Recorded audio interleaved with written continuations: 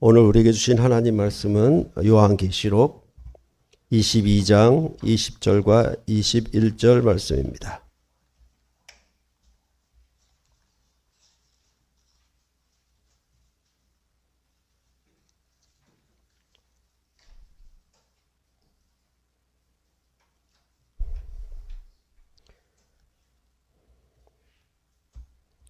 같이 봉독해 올리겠습니다. 이것들을 증언하신 이가 이르시되 내가 진실로 속히 오리라 하시거늘 아멘. 주 예수여 오시옵소서. 주 예수의 은혜가 모든 자들에게 있을지어다. 아멘. 오늘은 요한계시록 마지막 설교 시간입니다. 다음 주에는 요한계시록으로 복음 전도하는 전도 설교를 하고 끝마칠 예정입니다. 요한계시록은 2021년 8월 15일에 시작을 했습니다. 그래서 코로나 기간을 거치면서 오늘 2024년 5월 19일에 마치게 되었습니다. 이래저래 한 3년 정도 걸린 것 같습니다. 그 전에도 우리가 요한계시록 준비 작업을 좀 했었는데 2011년, 12년, 13년 세 번에 걸쳐서 여름 사경회 때에 요한계시록 전체를 볼 수 있는 그런 강해를 했던 적이 있습니다.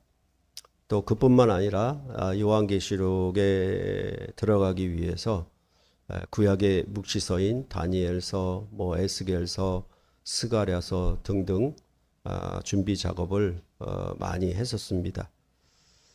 그런 후에 이제 요한계시록 마지막 부분에 이르게 된 것입니다. 이제까지 요한계시록 전체를 강론하면서 돌아와 보니까 요한계시록을 어렵고 두려운 책으로만 알았던 그런 과거의 경험들을 이제 다 벗어버릴 수가 있었게 되었고, 또한 늘 요한계시록을 해야 되는데 라고 하는 그런 마음의 짐이 있었는데 그 오랜 수건도 다 풀게 되었습니다. 뿐만 아니라 요한계시록을 보는 기본적 그 관점, 즉 출애굽 모형론을 따라서 볼 수 있는 새로운 길을 열어주셔서 매우 감사합니다. 이것도 사실은 그 마가복음 연구를 통해서 알게 된 성경의 모든 전반적인 부분이 출애굽 모티프에 기반을 두고 있다는 사실을 알았기 때문에 요한계시록을 보게 되었고, 최근에는 요한계시록에 출애굽 모티프가 있다는 사실을 여러 신학자들도 말하고 있어서 반가웠고, 그럼에도 불구하고 요한계시록을 출애굽 모형론을 따라서 적극적으로 풀지 못한 여러 주석서들에 비하여 요한계시록을 출애굽 모형론을 따라서 일관되게 강론을 할 수 있게 되어서 대단히 기쁘게 생각을 합니다. 그래서 지난번에도 유튜브 촬영을 하면서 요한계시록의 삽입이나 막간이라고 일컫는 구조분해에서 그렇게 말하는 요한계시록 7장, 요한계시록 10장과 11장 이 부분에 대하여 삽입과 막간이 아니라고 주장할 수 있게끔 되었고, 지금도 생각해 보면 그 아프가니스탄의 미라클 작전이 그 삽입과 막간에 해당되는 것, 또한 애굽에 내린 9번째 재앙과 10번째 마지막 재앙 사이에 있는 내용과 연결시켜서 볼 수 있었다는 것, 이런 것들이 하나의 예를 들자면 참으로 감사하고 기쁜 일이었습니다. 그래서 그동안 하나님께서 요한계시록을 통해서 함께 하신 그 은혜에 감사드리지 아니할 수 없고, 여러분도 오랜 시간 동안 저와 함께 요한계시록을 묵묵히 인내하며 함께 말씀의 은혜를 누린 일에 대하여 감사드리지 않을 수 없습니다. 그래서 이제는 무슨 생각이 드냐면 참 성경은 이제 강해는 어느 정도 다 했구나라는 그런 생각까지 들게 되었습니다. 그래서 목사로 부르신 일에 혹시나 이만큼 하면 충성을 하지 않았나 이런 좀 생각도 약간 건방진 생각도 좀 하게 된 것은 사실입니다.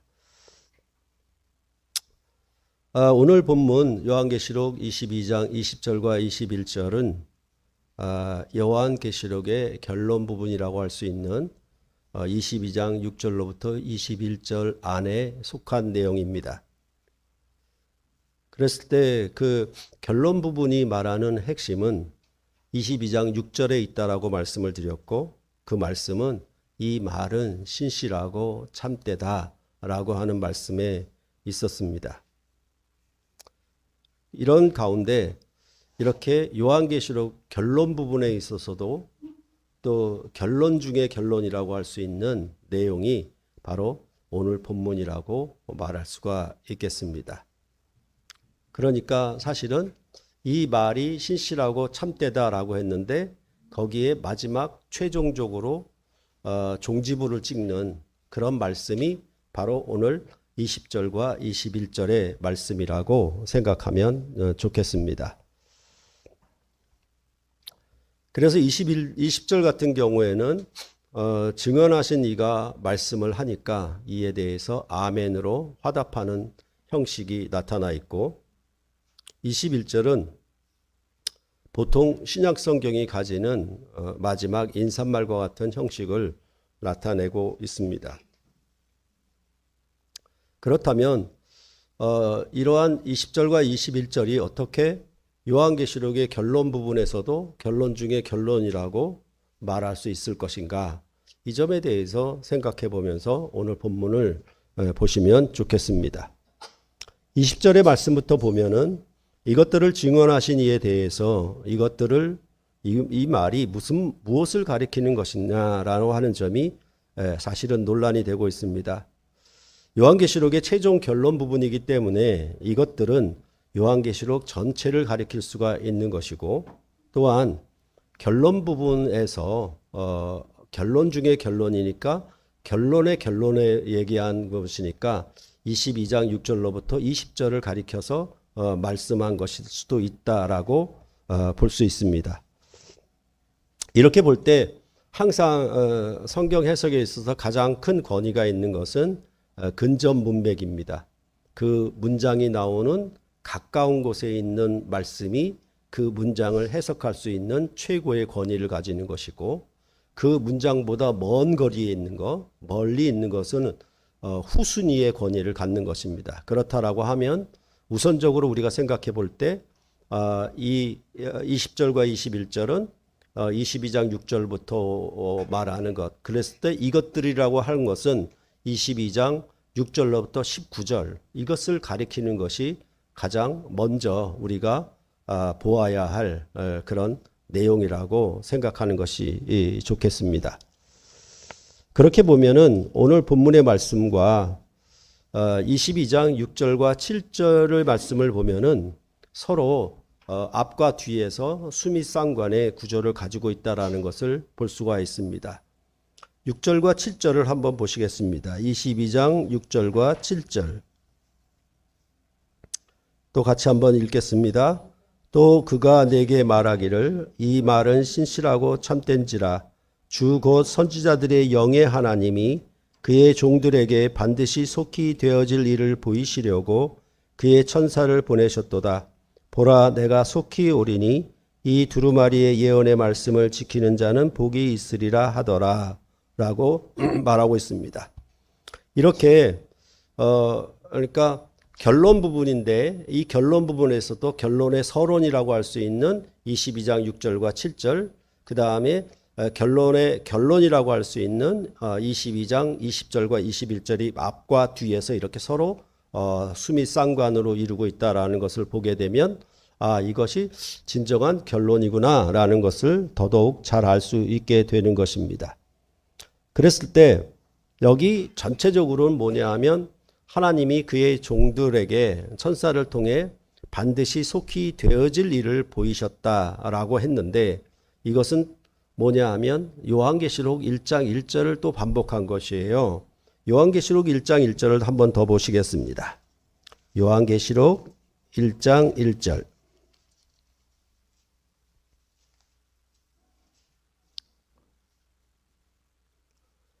1절부터 3절까지 아예 읽어두도록 하겠습니다. 함께 읽겠습니다. 예수 그리스도의 계시라. 이는 하나님이 그에게 주사 반드시 속히 일어날 일들을 그 종들에게 보이시려고 그의 천사를 그 종 요한에게 보내어 알게 하신 것이라. 요한은 하나님의 말씀과 예수 그리스도의 증거 곧 자기가 본 것을 다 증언하였느니라. 이 예언의 말씀을 읽는 자와 듣는 자와 그 가운데에 기록한 것을 지키는 자는 복이 있나니 때가 가까움이라. 요한계시록 1장 1절의 서두에서는 반드시 속히 될 일들에 대한 것을 예수 그리스도의 계시라고 해서 천사를 통해 그의 종들에게 보내어 알게 하려고 그의 종 요한에게 보내어 알게 하신 것이다 라고 말해주고 있습니다. 그래서 이것에 대해서 1장 2절에서는 요한은 하나님의 말씀과 예수 그리스도의 증거 곧 자기가 본 것을 다 증언하였다라고 했고 그 다음에 1장 3절에서는 이 예언의 말씀을 읽는 자와 듣는 자와 지키는 자가 복이 있다라고 했습니다. 이것도 뭐냐 하면 언약 형식을 띠고 있다라고 말씀을 드렸죠. 하나님이 천사를 통해 그 종에게 보내어서 예수 그리스도의 계시를 주셨다. 이것을 사도 요한이 다 증언했다. 그러면 이 언약의 말씀에 대해 읽는 자와 듣는 자와 지키는 자가 복이 있다. 마치 여호와 하나님이 모세에게 언약의 말씀을 주시면 그 말씀을 받아들여서 읽고 듣고 지키는 자가 복을 얻는 것. 그런 형식으로 그대로 되어 있다라고 이전에 말씀을 드렸던 것입니다. 그러므로 요한계시록 전체는 사도 요한이 본 것을 증언한 것인데 오늘 본문에서는 이것들을 증언하시니라고 해서 이 증언은 예수 그리스도께서 하신 것이라고 말하고 있습니다. 그리고 그 증언의 내용은 내가 진실로 속히 오리라는 것입니다. 이런 형식이 앞서 말씀드린 것처럼 성경의 언약서의 형식을 그대로 담고 있는 것입니다. 그래서 요한계시록의 언약서의 형식은 먼저 주 선지자들의 하나님이 언약을 그리스도의 계시를 통해 제시했고 또한 그 언약은 반드시 속히 되어질 일에 대한 것이고 이것을 사도 요한에게 천사를 통해서 듣고 보도록 했다라고 말해주고 있고 또한 이 언약은 내가 속히 오리라는 말씀을 통해 이 언약의 당사자가 직접 나타나 오심으로 확정할 것이라고 말씀을 드렸습니다. 그러니까 반드시 속히 될 일들에 대한 이 기록과 증언을 이제 이것들을 증언하신 이가 반드시 속히 오심으로 최종 확정을 한다라는 얘기가 되고 있는 것입니다. 그러니까 요한계시록 전체에 대한 기록도 마찬가지고 또한 결론 부분도 마찬가지인데 사실은 뭐냐 하면 반드시 내가 속히 오리라라고 하는 것에 어느 쪽에 자꾸 사람들은 생각하고 이해를 하는가라고 하면 그냥 언제 오시는가, 얼마 있다 오시는가, 아니면 재림이 있냐 없냐 이쪽으로만 자꾸만 생각을 하려고 해요. 그게 아니라 반드시 내가 속히 온다라고 하는 얘기는 여러분께 말씀을 드렸던 것과 마찬가지로 언약을 체결하는 당사자가 온다라는 것이죠. 언약을 체결하는 주인이 와야 그 언약이 완결되고 최종 확정이 되는 것이지 언약을 맺는 당사자가 오지 않으면 아무것도 되어지질 않아요. 그러니까 그 언약서의 내용을 확정짓기 위해서는 반드시 내가 속히 와야 하는 겁니다.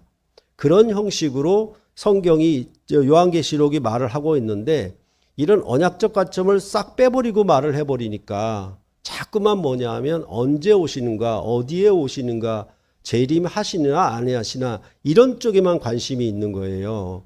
그게 아니라 예수 그리스도의 다시 오심, 그가 오심은 뭐냐 하면 이 모든 언약을 최종 확정하기 위해서 오는 거라고 그렇게 이해를 하셔야 한다라는 것입니다.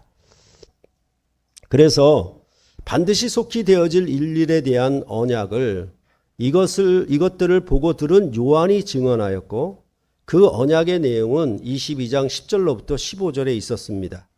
그리고 그 언약의 내용들을 16절에서는 나 예수는 이라고 하면서 이것들을 너희에게 증언하게 하였습니다. 그리고 예수께서 증언한 것들을 다 성취하셨습니다. 그런 다음에 17절에 성령과 신부가 오라는 명령을 통해서 교회 공동체가 이 언약에 참여하여 복음을 증언하는 일에 함께 하도록 부르신 것입니다. 그래서 생명수에 목마른 자들과 원하는 자는 다 오라고 그렇게 말씀을 하셨던 것입니다. 그래서 생명수를 받으라 이렇게 말씀을 하신 것이죠. 그러니까 이것을 하나님이 이것을 예수 그리스도 안에 있는 계시를 사도 요한에게 주셨고 사도 요한은 다 증언했어요. 그 증언한 내용이 뭐냐 하면 10절부터 15절이에요. 그 내용을 어떻게 했느냐, 나 예수가 이것을 성취했다. 그에 성취했으니 이제 성령과 신부는 오라고 하셔서 성령 안에서 인치시고 성령 안에서 신부된 교회가 이 일에 참여하는 것이라고, 그래서 생명수를 먹고 마심으로 생명을 누리는 것이라고 그렇게 이야기를 했던 것입니다. 그래서 이것을 여러분께 말씀드렸던 것처럼 이것은 성령으로 비준이 되었고 이 비준되어 선포된 언약에 교회가 성령을 받음으로 그 언약에 참여하게 되었다라고 성경은 말을 하고 있는 것입니다. 이러한 언약 절차가 전부 뭐냐 하면 이 말은 신실하고 참되다. 언약을 확정하는 방식으로 계속 얘기가 되고 있다는 점을 여러분들이 기억하시면 좋겠습니다. 그런 다음에 지난번에 봤던 것처럼 18절과 19절은 그 언약의 내용을 다 얘기를 했으니까 거기에 대해서 언약적인 경고가 따라붙어 있는 것입니다.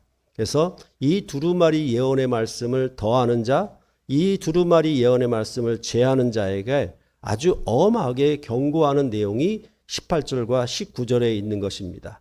그러면 이제 22장 6절부터 19절까지는 이 언약서에 들어갈 전체적인 내용이 그 안에 다 들어가 있는 셈이에요. 그리고 나서 오늘 20절과 21절에 이 언약서의 내용을 완전하게 최종적으로 확정하는 내용이 바로 오늘 20절과 21절에 되고 있다라는 것입니다.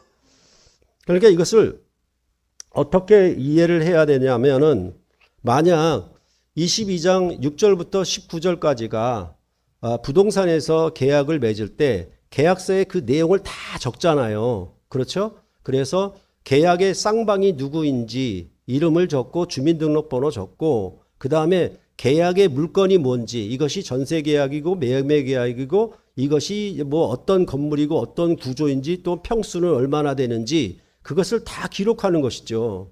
그런 다음에 뭐냐 하면 이 계약을 어느 때 완결할 것이며 이 계약을 어기게 되면 어떤 벌이 있을 것인가, 그런 경고 문구가 그 안에 들어가게 돼 있는 거예요. 그러면 언약서 작성은 이제 뭐예요? 그 컴퓨터에서 부동산 중개사가 다 작성을 해요. 그렇죠? 여러분이 불러준 다 작성을 하고 그 다음에 이제 뭐냐면 그 언약서에 최종적으로 그 도장을 찍는 일이 남은 거예요. 사인을 하는 일이 남은 거예요. 그러니까 만약에 22장 6절부터 19절까지가 계약서를 기록한 내용이라고 하면 20절과 21절은 이제 도장을 찍는 거예요. 그렇기 때문에 20절과 21절이 최종 확정이 된다라고 그렇게 말씀드릴 수가 있는 것입니다. 그래서 이것들을 증언하신 이가 말씀하시고 그 말씀의 내용은 내가 진실로 속히 오리라는 것이었어요.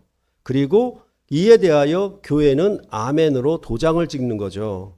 그렇게 되면 그 언약의 내용을 따라서 주 예수여 오시옵소서라고 확정하게 되는 거예요. 그러면 예수와 증언하신 이와 이것을 받아들이는 자, 계약을 체결하는 자 쌍방이 서로 도장을 찍게 되니까 확정하게 되는 것이죠. 그것이 바로 지금 20절의 역할입니다. 그러면 이런 것에 대해서 우리가 좀 생각해 봐야 될 게 뭐냐 하면 그 속히 오리라라고 하는 의미가 단순히 온다라는 개념, 그 다음에 계약 체결 개념도 있지만은 이 온다라는 개념은 뭐냐 하면 이렇게 얘기할 수가 있죠. 처음 계약을 맺을 때에도 와야 되겠고, 그 다음에 그 계약이 완결될 때도 와야 될 거예요. 주인은. 그렇죠? 그러니까 계약을 처음 맺을 때도 오는 것이고, 계약을 완전히 완결했을 때에도 이제 서로 뭡니까? 계약서를 찢자. 이렇게 얘기를 하겠죠. 계약이 다 만료가 됐으니까 찢자라고 했을 때 어떻게 하냐면 서로 계약 당사자들이 그 계약서를 찢는지 안 찢는지 확인해야 될 거 아니겠습니까? 이제 끝났으니까. 그러면 와야 되는 거예요. 그러니까 온다라고 하는 개념은 그냥 한 번 재림 이렇게 얘기를 하지 않고 성경은 특히 헬라어는 파루시아라고 하는 단어를 어떤 문맥에서는 초림일 할 때 쓰고 어떤 문맥에서는 재림일 때 쓰는 거예요. 그러니까 우리 말로는 초림과 재림이 구분되지만은 헬라어는 이 초림과 재림을 단어로서 구별하지 않아요. 똑같이 온다라는 얘기예요. 똑같이 온다라는 얘기가 어떻게 오느냐? 계약을 처음 맺을 때 오는 것이고 계약을 완성할 때도 와야 되는 겁니다. 이런 두 부분이 항상 존재하는 거예요. 그런 부분들을 우리가 먼저 생각을 하는 것이 좋겠고, 또한 뭐냐 하면 항상 이 예수님의 다시 오심을 우리는 종말에 이 지구의 끝자락에 예수님이 다시 온다라고 하는 저 끝에 미래의 종말에만 온다라고 생각을 하는 거예요. 근데 여기 22장에 나타나고 있는 이 내가 온다라고 하는 부분, 속히 온다라고 하는 부분은 세 번에 걸쳐서 나타나요. 세 번에 걸쳐서 나타나는데 그것은 22장 7절 그리고 22장 12절 그 다음에 22장 20절 이렇게 세 번이 나타나고 있는 거예요. 그러면 이 세 번에 속히 온다라고 하는 표현도 사실은 뭐냐면 그 7절의 문맥에서 그 다음에 12절의 문맥에서 그 다음에 20절의 문맥에서 보아야 되는 겁니다. 그렇게 봤을 때 주석가들이 뭐라고 얘기하냐면 22장 7절은 저 끝에 종말에 다시 오시는 재림을 가리키는 것이기보다는 상시적인 항상 언제나 오심을 나타내는 의미로 내가 속히 온다라는 표현을 사용하고 있다라고 그렇게 보는 것입니다. 이건 굉장히 중요한 것이죠. 그렇게 봤을 때 뭐냐 하면 우리가 1장 3절에도 봤던 것처럼 이 예언의 말씀을 읽는 자와 듣는 자와 그 가운데 기록한 것을 지키는 자가 복이 있나니 때가 가깝다 이렇게 얘기를 했잖아요. 여기서 이 예언의 말씀을 읽는 자와 듣는 자와 그 가운데 기록한 것을 지키는 자 이렇게 얘기했던 것은 바로 이것이 바로 예배의 형식을 가리키는 거라고 말씀을 드렸죠. 그래서 이렇게 성경 봉독을 하고 그 다음에 성경 말씀을 듣는 자가 있고 그 말씀을 지키는 자가 있다라고 말씀을 드렸죠. 다시 말해서 우리의 예배 예전이 갖는 것처럼 말씀 예전이 있고 세례가 있고 성찬이 있을 때 그런 구조로 지금 1장 3절이 말하고 있었다라고 말씀을 드렸습니다. 그렇다라고 하면 그 1장 3절은 뭐냐 하면 내가 속히 오리라고 때가 가까워 속히 오리라고 하는 말씀이 어디서 반복되느냐 하면 지금 예배 가운데 상시로 반복이 되고 있다라는 얘기예요.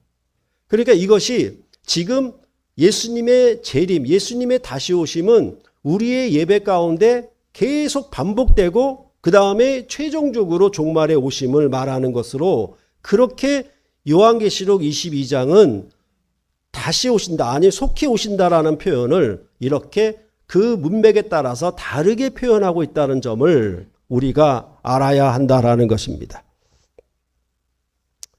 그렇기 때문에 20절 말씀에 오리라는 약속을 성만찬이라는 성례전의 틀 안에서 이미 시작되는 것으로 이해할 수 있다라고 주석가들은 말하고 있습니다. 성만찬에서 그리스도는 역사의 끝날까지 복과 심판을 주시기 위해 계속해서 오시고 계시다라고 말하고 있는 것입니다. 이런 상시적으로 그리스도의 오심을 사도 바울은 고린도전서 16장 21절로부터 24절에서 말했습니다.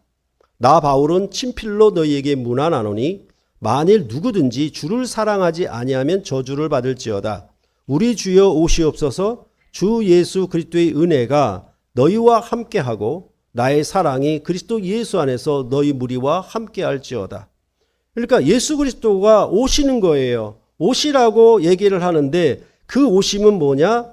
주 예수 그리스도의 은혜가 너희와 함께하고 나의 사랑이 그리스도 예수와 함께 너희 무리와 함께하는 거예요. 이것은 예배 공동체에서 주여 오시옵소서. 그러니까 우리가 예배를 시작하면서 임예송을 부르는 이유는 뭡니까? 그 임예송의 제목이 뭐예요? 임재예요, 임재. 그렇죠? 오시라는 얘기겠죠. 우리 가운데 오시라는 얘기겠죠. 이런 것은 구약의 오심과 역시 같습니다. 여호와 하나님이 이스라엘과 언약을 맺을 때에 시내산 꼭대기에 오셨어요. 그 오심은 이스라엘 백성과 언약 체결을 하기 위해서 언약 당사자가 오심이라고 말씀을 드렸고, 그런데 이 출애굽기는 시내산 꼭대기에 한 번 오심으로 끝나는 게 아니에요. 뭐냐 하면 시내산 꼭대기에 오신 하나님이 이스라엘 백성이 산 아래에다 제단을 만들면, 토단을 쌓으면 그곳으로 내려오실 거예요. 그러면 여호와 하나님이 산 꼭대기에 오셨다가 이스라엘 백성이 만든 제단 위에 오시는 거예요. 그럼 이 제단을 만들고 거기 가운데 번제와 화목제를 드리면서 그 오신 하나님께 제사하는 것은 어떻게 되냐면 이스라엘 백성이 성막을 완공하고 제물을 가지고 예물을 가지고 하나님의 성막에 들어가 제사 드릴 때마다 그들은 여호와 하나님의 오심을 반복하고 있는 거예요. 그러니까 시내산 꼭대기에 오신 하나님을 이제 그들은 제사, 즉 성전 안에 드리는 예배 가운데 반복하는 겁니다. 그것을 반복함으로 오심이 계속 상시적으로 이루어졌다라고 말할 수가 있는 것이죠. 그러니까 이런 것은 똑같잖아요. 뭐냐 하면 우리가 결혼을 하면 그 결혼식의 언약 그리고 결혼의 피로연의 만찬이 결혼 생활하는 가운데 매일의 부부가 함께 먹고 마시는 식사에서 오시는 거예요. 반복하는 거예요. 근데 뭐가 남아있는가? 이 결혼의 최종 목적, 최종 완성은 남아있죠. 그것도 오시는 거예요. 그런 방식으로 성경은 말을 하고 있는데 자꾸 뭐냐 하면 사람들은 마지막에 언제 오시는가? 오시는가 아니 오시는가? 이쪽에만 관심이 있다라는 얘기예요. 그러나 성경은 무슨 얘기를 하냐면 구약의 백성들도 여호와 하나님이 시내산에 오셨는데 그 오심이 그들의 성막 제사에서 반복되도록 했고 이 반복되는 걸 통하여 마지막에 그것을 그 언약을 이루는 마지막의 오심을 준비하고 기다리고 있는 겁니다.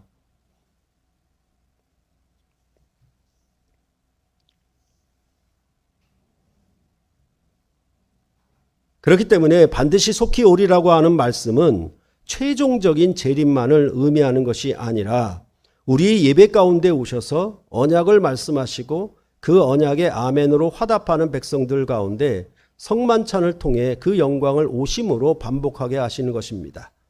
부활의 주님을 주님의 성만찬에서 뵙는 거예요.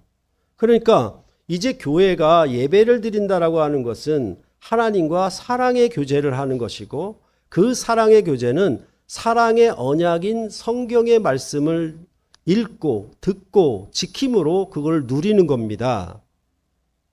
그러니까 만약에 이제 우리가 군대에 가가지고 사랑하는 연인이 연애 편지를 썼잖아요.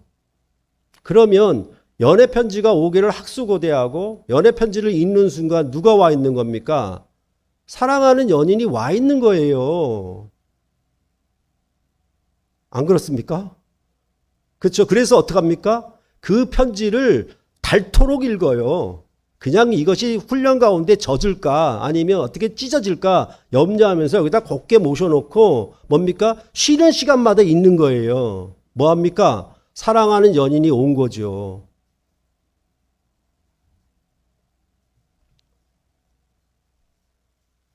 그러면 여러분들이 더욱 더 잘할 수 있을 것입니다. 그랬을 때 구약 자체 안에도 재림이 있어요. 여호와가 시내산에 오심이 1차적으로 완성이 되면 성막을 완공했을 때 여호와 하나님이 성막 중에 임하시잖아요. 그렇죠? 그것은 이제 시작이에요. 그 시작인데 그렇게 성막에 오신 하나님과 예배하고 제사함으로 하나님과 만남과 교제를 반복하면서 통해서 그들은 뭘 기다리냐면 마지막에 최종적으로 오심을 기다려요. 그게 재림이에요. 구약의 재림. 그러한 최종적인 재림을 완성하는 때는 바로 다윗 왕 때입니다. 그래서 다윗의 아들 솔로몬의 성전 건축을 통해서 그 가운데 여호와 하나님이 임재하셔요. 그러면 마지막에 두 번째 재림하시는 거나 똑같단 말입니다. 그래서 열왕기상 8장 10절과 11절에 보면 제사장이 성소에서 나올 때에 구름이 여호와의 성전에 가득하며 제사장이 그 구름으로 말미암아 능히 서서 섬기지 못하였으니 이는 여호와의 영광이 여호와의 성전에 가득함이었더라. 이것은 이스라엘 백성이 시내산에서 성막을 완공했을 때 구름이 빽빽하고 충만한 가운데 여호와가 그 영광에 임하신 것을 이제 솔로몬의 성전에도 같은 것으로 말을 하고 있는 거예요. 그러면 이 솔로몬 성전에 오시면 뭡니까? 재림이에요. 무엇을? 이제 출애굽으로 말미암아 시작된 이 언약을 이 다윗의 솔로몬의 성전에서 완결했기 때문에 그 완결한 것을 통해서 오심을 얘기하고 있다라는 것입니다. 그래서 여호와의 영광이 성전에 가득하게 임함에 대해서 솔로몬은 여호와 하나님이 다윗에게 하신 말씀을 이룬 것이라고 말합니다. 다윗에게 하신 말씀은 그 당대에 하신 말씀을 이룬 것으로 그치지 않아요. 그러니까 내 아버지가 나에게 말한 걸 다 이루었어. 이렇게만 그치는 게 아니라 이 솔로몬의 성전 건축은 뭐냐 하면 내 백성 이스라엘을 애굽에서 인도하여 낸 날부터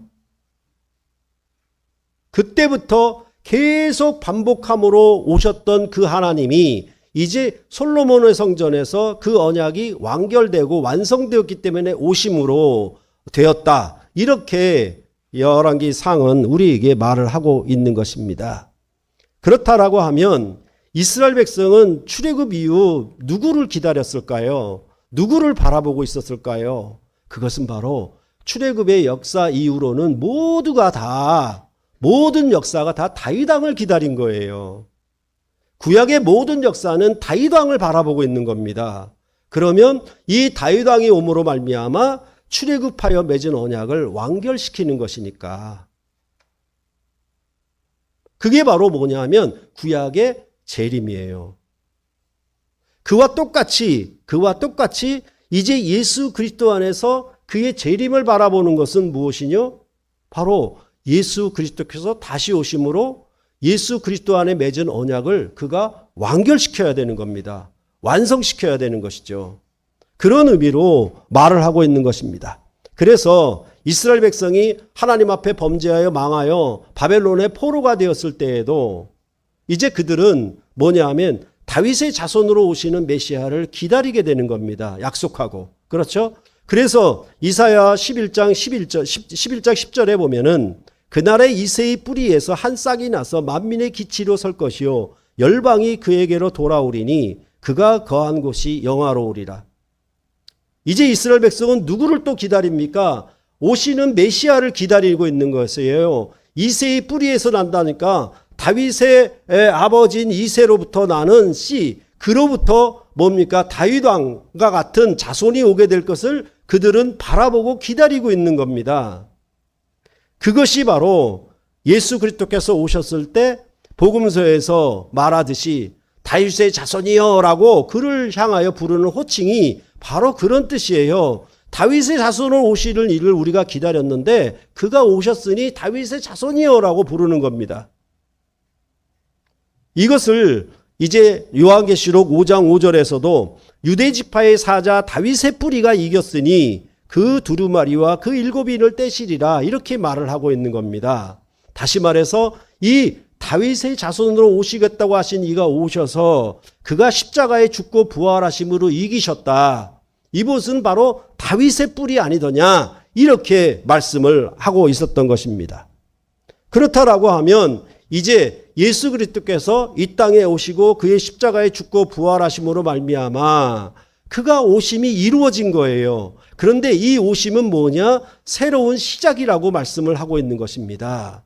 그 메시아의 나라의 새로운 시작이에요. 마치 이스라엘 백성이 애굽에서 나와서 시내산에서 그의 나라를 시작한 것 같이 시작하심이에요. 그러면 이제 예수 그리스도 안에서 그의 죽고 부활하심으로 그리스도의 나라가 그의 몸된 교회가 세워졌으면 이것은 뭡니까? 또 완성을 바라보겠지요. 그 완결을 바라보게 될 것입니다. 그렇기 때문에 이 완결을 바라보는 가운데 무엇을 하고 있는가? 이제 그리스도를 믿는 하나님의 교회의 성도들은 어떻게 하는가? 그를 예배함으로 반복하고 상시적으로 오심을 경험하고 있는 거예요. 그걸 경험함을 통해서 어떻게 한다? 궁극적으로 마지막에 최종적으로 오심을 바라보는 겁니다. 기대하고 있는 거고 기다리는 겁니다. 그것에 대해서 마지막으로 내가 속히 오리라 라고 하는 것이고, 내가 속히 온다라고 하는 것은 온다 아니 온다가 중요한 것이 아니라 이제 예수 그리스도께서 말씀하신 그 언약을 완전히 완결하시겠다는 거예요. 나는 그 언약의 당사자로서 그 계약을 맺을 때 시작했을 뿐만 아니라 그 계약을 완성하는 분으로 오시겠다라고 말씀하는 겁니다. 그래서 뭐냐면 이것들을 다 증언하신 이가 말씀하시기를 내가 속히 반드시 오리라 라고 말씀하고 있는 것입니다. 그러니까 증언하신 말씀에 대해서 뭘로? 내가 속히 오는 걸로 완결해야 되는 거예요. 그런 것이 바로 20절의 말씀에 포함되어 있다라는 것이고, 여러분에게도 말씀드렸던 것처럼 이것을 왜 속히라고 얘기하는 것은 바로 1년 뒤에, 50년 뒤에, 100년 뒤에 가까운 미래에 온다라는 말이 아니라 이것은 다니엘서에서는 멀리 오랜 후의 일이었는데 다니엘서의 예언이 성취가 되었기 때문에 때가 가까워서 이제는 그 일이 집행되고 그 일이 이루어지기 때문에 이제 속히 온다라는 말씀을 하고 있다라고 여러분께 말씀을 드렸습니다. 그러니까 이제 출애굽의 시내산 언약을 다윗 왕이 오므로 완결시켰듯이 이제 다윗의 자손으로 오신 메시아가 다시 오심으로 그 새 언약의 복음을 완결시켜야 할 것입니다. 모든 언약은 그 언약의 당사자가 와야 확정되는 법이기 때문입니다. 따라서 이제 구원을 얻은 신약의 모든 성도들은 주님의 다시 오심을 바라봐야 하는 것이죠. 우리와 맺은 언약이 완결되도록, 우리와 맺은 언약이 완성되도록 바라보고 기다려야 한다라는 것입니다. 그렇기 때문에 복음의 소망은 한결같이 내가 복음으로 수고하고 형제자매를 사랑하고 이 주의 몸된 교회를 섬김을 다 하는 것은 전부 어디에 목표가 있냐면 복음의 소망 가운데 있는 것이죠. 그것은 저 하늘나라, 저 새하늘과 새 땅, 저 좋은 천국에 들어간다는 1차적인 목적이 아니라 뭐냐 하면 주의 다시 오심을, 그리스도께서 다시 오심을 기다리고 바라보고 있는 겁니다. 그렇기 때문에 항상 뭡니까? 우리가 매주 예배를 드리면서 우리 예배 순서의 맨 마지막에 마라나타가 있는 거예요. 주여 오시옵소서. 우리의 예배 가운데 주의 오심을, 상시적으로 오심을 우리가 만나고 교제하지만 이런 언약적 교제가 이제 마지막에 최종적으로 완결하는 마라나타, 주 예수여 오시옵소서로 완결 도장을 찍어주시옵소서라고 이 예배 드림의 전체적인 결론을 마라나타로 결론 짓고 있는 겁니다.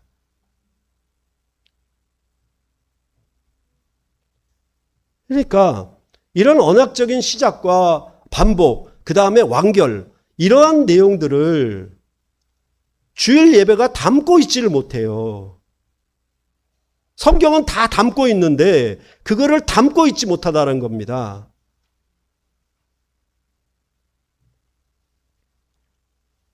그렇다면 이제 이것들을 증언하신 이가 내가 진실로 속히 오리라고 했으면 그것에 대해서 누가 이제 교회가 그것을 아멘으로 받아야 되는 거예요. 그래서 아멘, 주여 어서 오시옵소서라고 화답하는 겁니다. 그렇죠. 마치 우리가 말씀 제전에 말씀이 선포되면 여러분이 세례와 같이 그 말씀을 아멘으로 받는 것처럼 그렇게 되어 있는 구조예요. 이 10절 자체가.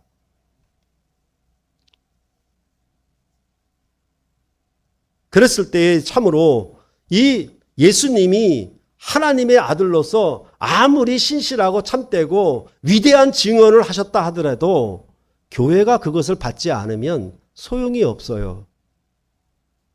그냥 예수님만 잘한 것이죠. 다시 말해서 국가의 헌법도 아무리 세계에서 인류적인 대한민국 헌법을 만들었다 하더라도 대한민국 국민이 그것에 아멘하지 않으면 그것은 종이 쪽지에 불과합니다. 그런 것처럼 이제 이 언약의 말씀은 교회가 아멘으로 받는 거예요. 받는 건 뭐다? 전체적으로 그 언약의 모든 내용과 완결을 바라보면서 어서 오시옵소서라고 받는 겁니다. 우리의 신앙 고백은 어디 있냐면 내가 주 예수를 믿어서 이제 천국 간다는 것이 아니라 뭐냐면 주여 어서 오시옵소서가 우리 신앙의 목표가 되어야 돼요. 세례를 받아서 예수 그리스도 안에서 그리스도인이 되었다라고 하면 새 사람이 되었다라고 하면 어서 오시옵소서를 항상 바라고 기대하는 것. 그것이 신앙 고백에 들어가야 한다라는 것입니다. 그렇기 때문에 마치 이 아멘을 부흥 집회 때에 목사가 마치 설치듯이 하잖아요. 아멘 하십니까? 아멘 하십니까? 아멘 하십니까? 무슨 말을 하면 아멘 하라 그래. 무슨 말을 하면 아멘 하라 그래. 그것도 수도 없이 반복하라 그래. 그것도 소리가 작으면 안 된대. 무슨 군사 문화가 교회 안에 들어와 가지고. 예. 아멘은 그런 게 아니에요. 여러분이 계약서에 도장을 찍을 때 그렇게 마구 찍습니까? 아니죠. 신중하게 찍어야 되죠. 신중하게 아멘을 해야 되는 거죠. 이런 언어 확정에 이어서 이제 21절의 말씀이 이어지는 겁니다. 주 예수의 은혜가 모든 자들에게 있을지어다. 아멘. 언약 체결과 같이 진실로 속히 오리라는 증언에 아멘으로 화답이 되었다면 이제 거기에 대한 복이 주어져야 합니다. 그러므로 요한계시록 22장 21절은 단순한 마무리 인사말은 아니에요. 그러면 주 예수의 은혜가 무엇이냐? 이것은 주 예수께서 거저 주신 은혜인가? 교리적 관점에서 이신칭의의 가르침을 따라 항상 은혜를 행위의 반대로 아는 것에 대하여 누차 말씀드렸던 것처럼 참으로 안타깝게 생각합니다. 단순히 요한계시록의 맥락을 이해해서 요한계시록의 독자들을 가리켜 이 은혜를 주신다라고 말하는 것도 좋지만은 그 무엇보다 은혜는 제사장 나라로 부르신 은혜예요. 주 예수의 은혜는 우리를 제사장 나라로 부르신 은혜예요. 그래서 요한계시록 1장 5절 상반절을 보면은 또 충성된 증인으로 죽은 자들 가운데서 먼저 나시고 땅의 임금들에게 머리가 되신 예수 그리스도로 말미암아 은혜와 평강이 너희에게 있기를 원하노라 라고 할 때에 여기 예수 그리스도로 말미암아라고 하는 것은 오늘 본문의 주 예수의가 되는 것이고 그 주 예수의 은혜에서 은혜는 1장 5절에 은혜와 평강이 있기를 원하라고 할 때 은혜와 평강을 가리키는 말입니다. 그러면 예수 그리스도로 말미암아 주신 은혜는 무엇이냐라는 것에 대해서 1장 5절 하반절부터 1장 6절에 말해주고 있습니다. 우리를 사랑하사 그의 피로 우리 죄에서 우리를 해방하시고 그의 아버지 하나님을 위하여 우리를 나라와 제사장으로 삼으신 것. 이것이 은혜입니다. 이 언약의 모든 말씀들을 누가 읽고 듣고 지키는데요? 제사장이 읽고 듣고 지키는 거예요. 그렇기 때문에 주의 은혜는 우리를 제사장, 왕 같은 제사장으로 삼으신 은혜가 모든 자들에게 있을 것이라고 그렇게 마지막에 말을 하고 있는 것입니다.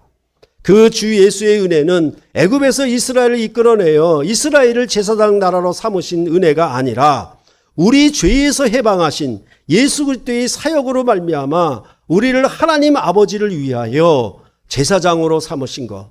이것이 우리에게 주어진 은혜입니다. 그 은혜는 이 두루마리의 말씀을 다 이루시는 주님의 마지막 때의 경영을 다 알고 이 예언의 말씀을 읽는 자와 듣는 자와 그 가운데 기록한 것을 지키는 자는 복이 있다라고 하신 말씀처럼 이 언약에 참여하여 이 언약을 지킴으로 그 언약에서 주시는 복을 누리는 것, 그것이 여기 마지막 인사에 담겨져 있는 것입니다. 그렇기 때문에 하나님의 구원 역사에서 하나님이 마지막 그의 역사, 하나님 나라를 어떻게 경영하실 것인가에 대한 최종 목표와 결론을 알고 거기에 대해서 우리가 아멘으로 화답했고 그 경영에 우리가 참여해서 제사장으로 봉사함으로 말미암아 주시는 은혜를 우리에게 복을 주실 것이라고 그렇게 여기서 말씀을 하고 있는 것입니다. 그렇기 때문에 제사장의 은혜라고 하는 것은 새하늘과 새 땅 그리고 새 예루살렘 성에 들어가 생명수에 참여하여 먹고 마심, 이렇게 얘기할 수가 있는 것입니다. 그런데 20절의 아멘과 또 21절 끝에 아멘이 나와요. 주석가들은 이 아멘이 21절의 아멘이 유력한 사본에 있느냐 없느냐를 가지고 따지고 있는데, 사실은 20절의 아멘은 언약의 당사자들의 이름에 도장을 찍어 언약을 체결함을 나타낸 것으로 볼 수가 있겠고, 21절의 아멘은 언약의 축복을 포함한 언약 문서 전체의 도장을 찍는다라고 보는 것이 좋겠습니다. 이건 순전히 제 의견입니다. 여러분들이 부동산에서 계약을 맺을 때 보면 여러분의 이름에다가 도장을 꾹 누릅니다. 그렇죠? 그런 다음에 또 도장을 어디다 찍습니까? 하나는 주인 것이 있고 하나는 내 것이 있잖아요. 그러면 그 두 개를 어떻게 합니까? 하나를 접어서 이 두 장의 계약서가 하나인 것을 어떻게 합니까? 그 언약서와 언약서를 두 개 도장을 똑 찍죠. 그렇죠? 접은 위에다가. 그래서 이 도장이 선이 맞는가 안 맞는가로 이걸 한 문서라는 걸 확정할 때 마지막 도장을 또 찍어요. 그것도 아멘이에요. 그렇게 본다라고 하면은 이제 마지막 최종적인 것은 어찌 보면은 창세기로부터 시작한 요한계시록 전체에 대한 아멘이 될 수가 있는 것이고, 그 다음에 요한계시록 1장부터 시작한 것에 대한 전체 언약에 대한 내용으로 마지막 아멘으로 도장을 찍어 확정하는 것으로 볼 수 있다라는 것입니다. 교회는 지금도 요한계시록의 7교회들처럼 용과 짐승과 바벨론의 박해를 받고 있습니다. 하지만 여러분과 제가 이루는 교회는 7교회의 역사적 상황과는 차이가 있습니다. 바벨론으로 상징되었던 로마가 7교회를 그토록 박해했던 로마가 멸망한 역사를 여러분과 저는 이미 갖고 있는 것입니다. 이것은 마치 우리가 신명기에서 보았듯이 이스라엘 백성이 요단강 동편 땅을 미리 선취해서 가나안 땅 정복은 누워서 떡 먹기라고 그렇게 말을 했던 것처럼 이제 바벨론이 무너졌다는 것, 로마 제국이 무너졌다라고 하는 것은 요한계시록의 언약이 이미 선취가 되었다라는 것입니다. 그래서 바벨론과 같은 로마와 같은 세상 나라와 또한 두 짐승과 같은 거짓 선지자와 그 다음에 사탄과 같은 이런 악의 세력들이 교회를 핍박하고 박해하고 거스리는 것 가운데에서 우리는 뭐냐면 역사적 사실 속에서 바벨론 로마가 무너진 사실 속에서 이제 악한 사탄의 권세가 완전히 무너진 것을 바라보면서 그의 다시 오심을, 그가 속히 오리라는 언약의 말씀을 믿고 바라보고 우리의 신앙을 하고 경영하고 있다라는 사실입니다. 그런 사실은 뭐냐 하면 아시아 7교회는 로마가 무너짐을 어쩌면 보지 못했을 것입니다. 그러나 우리는 보았고, 그렇기 때문에 확실한 기반 위에 서서 우리의 믿음을 더 힘있게 경영할 수 있고 담대하게 복음을 따라서 우리의 전 삶의 목표가 주여 어서 오시옵소서 여기에 있는 것입니다. 여러분의 전 삶의 구원의 산 전 목표가 이 주여 오시옵소서에 있는 것입니다. 비록 박해와 고난과 환난을 겪을 때라도 많은 사람들로부터 여러 가지 상처와 핍박을 받을 때라도 여러분들은 이 구원의 역사를, 이 언약을 최종적으로 완결하실 우리 주님의 다시 오심을, 마지막 총결적으로 속히 오심을 바라보면서 여러분의 믿음의 삶을 경주해야 한다라는 것입니다. 이것이 요한계시록의 최종 결론의 말씀입니다. 기도하시겠습니다.